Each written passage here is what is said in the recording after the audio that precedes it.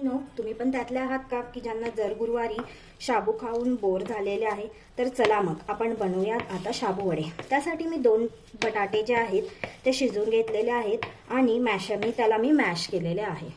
बटाटे मॅश झालेले आहेत। आपण त्याच्यामध्ये आता शाबू टाकून घेऊया। शाबू तुम्हाला जेवढे वडे करायचे आहेत बटाट्याचे तेवढा तुम्ही टाकू शकताय। शाबू टाकल्यानंतर आपण त्याच्यामध्ये मिरचीचा ठेचा टाकायचा आहे।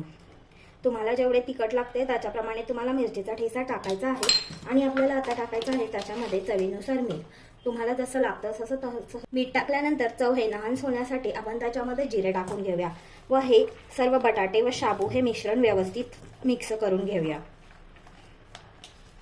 याच्यामध्ये आपण 1 वाटी शेंगाचं कूट टाकूयात। तुम्हाला जेवढे लागेल तेवढे कूट तुम्ही टाकू शकता।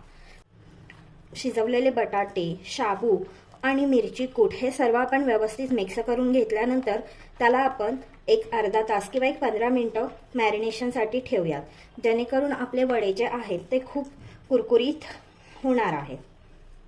तेल टाकून घेऊया। तेल गरम होत आहे तोपर्यंत आपण वडे बनवून घेऊया।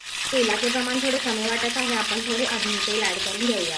मैत्रिणींनो, आपल्याला जर क्रिस्पी वडे बनवायचे असतील तर त्याचा आकार आपल्याला लहानच ठेवायचा आहे, जेणेकरून आपले वडे जे आहेत ते छान क्रिस्पी होतील। आता आपले वडे तयार झालेले आहेत, आपण तळण्यासाठी ठेवूयात। तर पहिला आपण चेक करू आपलं तेल गरम झाले आहे की नाही। तर यस, आपलं तेल व्यवस्थित गरम झालेलं आहे। तर आपण तेलामध्ये वडे सोडूया। एका वेळेस आपण 3 ते 4च वडे सोडायचे आहेत, जेणेकरून आपले वडे क्रिस्पी होतील। दोन्ही बाजूनी व्यवस्थित वडे आपल्याला तळून घ्यायचे आहेत। त्याच्यासाठी आपण वडे दुसरी बाजूनेही तळून घेऊयात। वडे आपल्याला दोन्ही बाजूने गोल्डन ब्राऊन होईपर्यंत तळून घ्यायचे आहेत। वडे आपले गोल्डन ब्राऊन झालेले आहेत, आपण वडे काढून घेऊयात। वडे तर तळून झाले, आता चटणी कशी बनवणार? तर चला आपण आता चटणीची रेसिपी पाहूया। फोडणी पात्र गॅसवर ठेवून 2 चमचे तेल आपण त्याच्यामध्ये टाकून घेऊया। तेल गरम झालेलं आहे, आपण त्याच्यामध्ये आता मिरची कट केलेली आहे ती आपण टाकून घेऊया।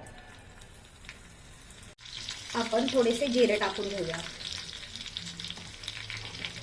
आणि मी थोडीशी साखर टाकलेली आहे। तुम्हाला टाकायची असेल तर तुम्ही टाकू शकता किंवा हे तुम्ही स्किपही करू शकता। जिरे व मिरचीला व्यवस्थित फोडणी बसलेली आहे, तर आपण गॅस बंद करून देऊया। आज उपवास असल्यामुळे मी येतानाच काल रात्री गोविंद दही घेऊन आले होते, कारण मला